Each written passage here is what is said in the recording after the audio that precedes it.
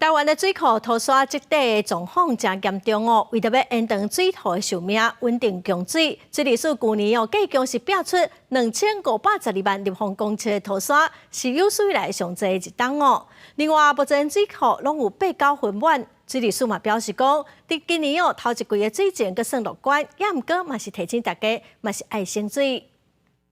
去年10月有3岛级含空瑞这2个强烈风台扫入来咱台湾，大量的雨水甲水库灌甲尾田。目前台湾上大暂温水库嘛创下4个多月以来拢满库的记录。但是水利署表示，雨水定会甲土沙冲入来水库，造成土沙积底的问题。这几年来，水利署运用关键水位无共的清刷策略，伫咧去年总共甲2512万立方公尺的土沙拼出来，这个成果嘛创历史新高。即马水库的淤积率差不多3成，水库的水水位也低迄阵阮就直接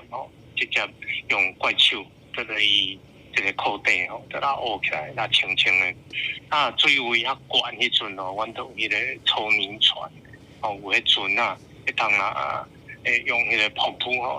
水刷甲水抽出来。另外，针对气候的状况，气象署是表示，虽然反省应要搁地发展，不过强度较少。不过，伫咧今年第一季台湾的雨水量会较少，但是气象署表示要再继续观察。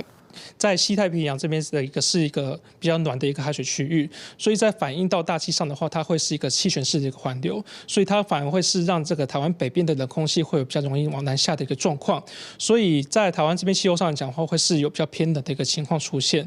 那在第二个的一个影响的话，就是在于是降雨的部分，也是会有偏少的一个趋势出现。那只是说